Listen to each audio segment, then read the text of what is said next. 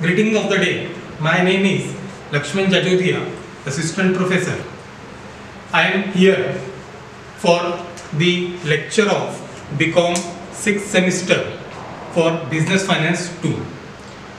In the earlier semester, we have studied or we have gone through in the 5th semester about Business Finance 1. Now we will start with the extended version or the second part of Business Finance in this semester. What we have studied in the earlier semester was just an introduction to the financial topics for us. In this semester we would have some more advanced questions, some more advanced theoretical background for the same subject. So again in this lecture we will discuss about the two things. Particularly first one would be the syllabus, what would be the portion which we have to cover in this semester. At the same time, what could be the what we can say paper pattern, or what would be the weightage on each unit or each portion in the syllabus. We will first of all start with the syllabus of Business Finance. The syllabus covers usually the detailed portion of Business Finance 2. So we can see that on the board that we have 4 units in total which we have to cover in this semester. Each unit comprises of 2 to 3 topics at least. For unit number 1, we would have the first topic which would be quite new for us, that would be the financial market in India. We would get to know about what are the financial market, what are its nature, what is its significance, how they are classified, why they are classified, what can be the possible advantages or disadvantages of having or not having financial market in India, what is the history of financial market in India. This we will go through in the particular segment of financial market in India, particularly in unit number 1. Along with that, we would have money market. So in the portion of money market, we would came to see that what is money market, how it is been classified, what are the what we can say instruments which are traded in the money market, why these instruments are only traded in the money market. These all things would be there which we would cover in this portion of money market. Third thing would be the capital market. In this segment we will know about what is capital market, how companies go in the capital market for the purpose of raising funds, what are the instrument or what are the what we can say examples of capital market that we would see. With regard to the last portion would be about the SEBI, the regulator of the financial markets in India, that is Security Exchange Board of India, that we would cover. All these portions are the theory portion which we have to cover in the unit number 1. What we can see with regard to, I would say, these two topics, the money market and capital market, the instruments of money and capital market are already being studied by us in semester 1, in Business Finance 1, semester 5, that is unit number 1. In unit number 1, we have studied the example. Now we would see why they are traded in this particular market only, what are its features and advantages and disadvantages.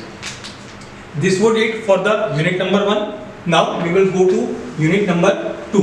What we can see, unit number 2 is again comprising of 3 sub portion. First portion would be the primary market, second portion would be the secondary market, and the last portion would be the what we can say capital budgeting.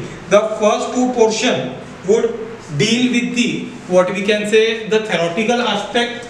These 2 would be dealing with the theory, whereas this third portion would be theory plus problem. Both the things would be there which we need to study in unit number 2. We would see in the theoretical aspect of primary market, what is primary market, what is its significance, what are its advantages and disadvantages, what is the scope and functions of primary market, how the primary market has been developed, or what is the history of the primary market. In the second portion, we would see about the secondary market. In it again, we would see the definition of secondary market, what is the function of secondary market, or we can say that which instruments are traded in secondary market. Then we can see the scope and the advantages and disadvantages of secondary market. At the same time, we would also see the listing procedure of the companies in the secondary market. When we speak of capital budgeting, here we have to go through the new thing, that is the present value factor.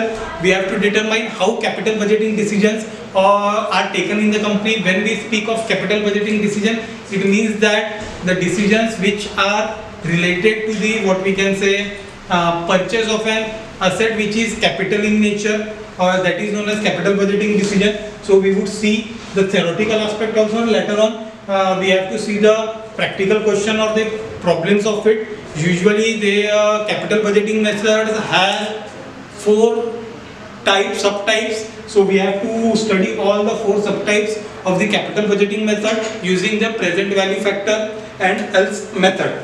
That would be the thing which we have to see. It would be payback method, net present value method, IRR, that is internal rate of return, and last one would be the profitability index. These 4 methods which we would study from the practical point of view using the problem things. Now moving to the unit number 3rd. Unit number 3rd comprises of again 3 portions. First one would be NBFC. NBFC would be non-banking financial corporation.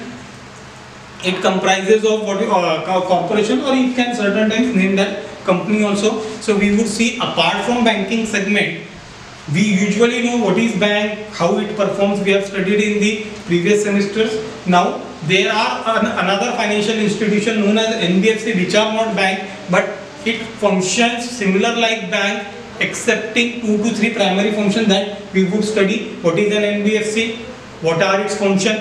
How it is different from banks or banking sector? Then what is the types and regulation of NBFC? That we would study in the NBFC portion. Next thing, we would study about the credit rating. Credit rating is something new word for us. Maybe some of you has heard at one point of time or other that the company or the economy needs to be rated by certain credit rating agencies. That is what is the thing which we would study in the segment. Again, in this unit also, these 2 portions comprises of theory, whereas dividend policy portion would cover both theory and problem. This would be the syllabus for the 3rd unit. Credit rating. In the credit rating, we would study about the different aspects of credit rating. What is its definition? What is its importance? What are the various agencies which are giving credit ratings to the companies, to the economies in India and apart from or outside India also. That would be the portion for credit rating. Last portion would be for dividend policies. In dividend policies, we would see what is dividend, how it is being paid, how the dividend policies has been determined by the companies, what are the essentials or necessities for determining the dividend policies, and later on we will study about the problems. In problems, we have to go with the in total 3 to 4 methods. Both would be relevant or irrelevant, both the concept would be in consideration for it. That is what we would study in the dividend policy, how dividend policy has an impact on the share prices of the company. That would be the first portion. Second portion would be how dividend policy has no impact on the what we can say share prices. That would be the portion which we would cover in the portion of dividend policies.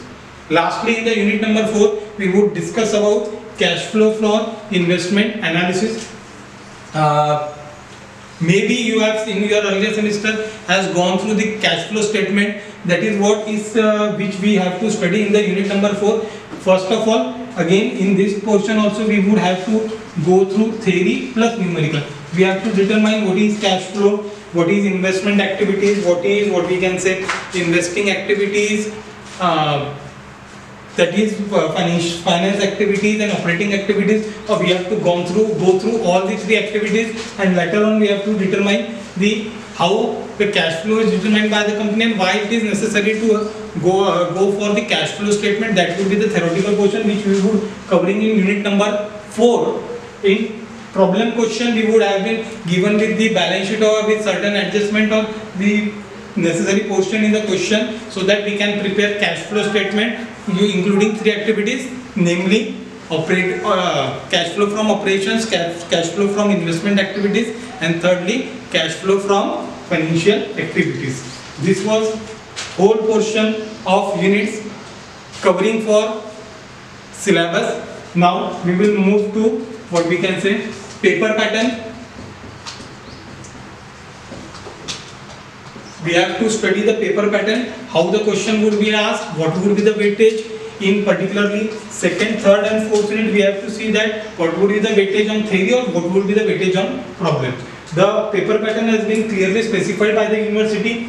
According to them, question number 1 would deal on the unit number 1. It comprises of 4 sub-questions in the what we can say set of 2 plus 2. Eitherly we have to go for A or B or C and D. Remember one thing, don't go for A and C. We have to either follow A and B or C and D. The paper pattern is quite simple to understand. Question number 1A would be theory question for 8 marks, whereas question number 1B would be again on theory question 8 marks. It would be asked on the unit number 1. Similarly, or else we would be given option of another set, that is C and D. Both question would be theoretical question comprising of 8 and 8 marks. In total we can see that unit number 1 comprises of 16 marks. Either of the set we can solve it. All the 4 questions would be theory question asked from the unit number 1. We have to solve A or B, A and B or C and D. Moving to question number 2. Question number 2 would be again in the same set pattern, that is we have to solve AB or C and D. Question number A would be theory question of 8 marks.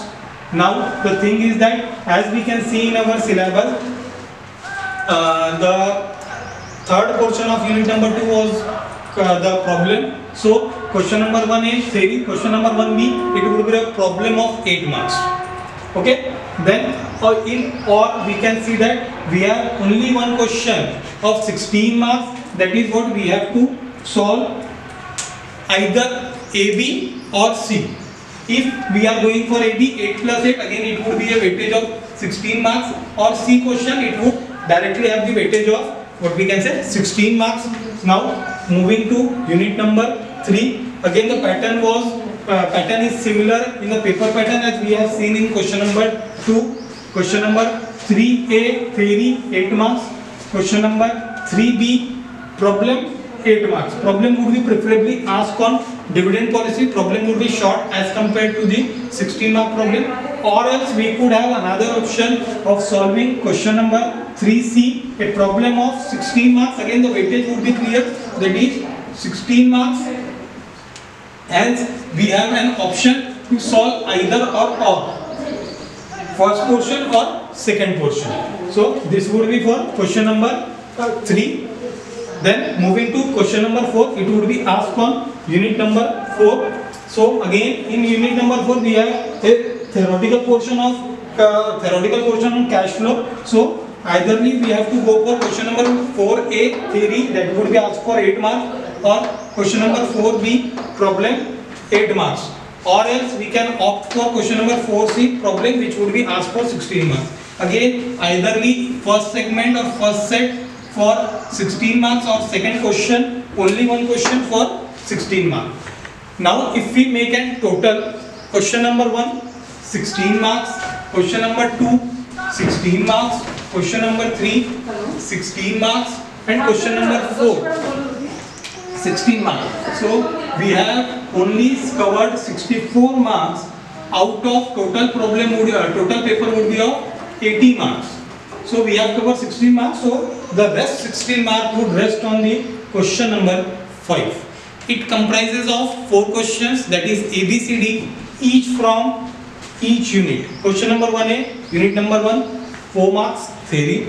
Question number 5B on unit number 2, it would be a problem of 4 marks. Question number 5C, unit number 3, again a problem of 4 marks, and question number 5D again on unit number 4 for 4 marks. So 4 into 4 it would be 16 marks. So 16 mark question would be there. Question number 1 to 5, 16 5s are 80. Hence we have covered that. Remember one thing, each unit comprises a weightage of in total 20 marks, 24s are 80. One would be on question number 1, 16, question number 5, 4, question number 2, 16, question number 5, 4, question number 3, 16, question number 5, 4, question number 4, 16 and question number 5, 4. This was it for syllabus as well as your paper pattern. Get thorough to it and start with the new semester. Thank you.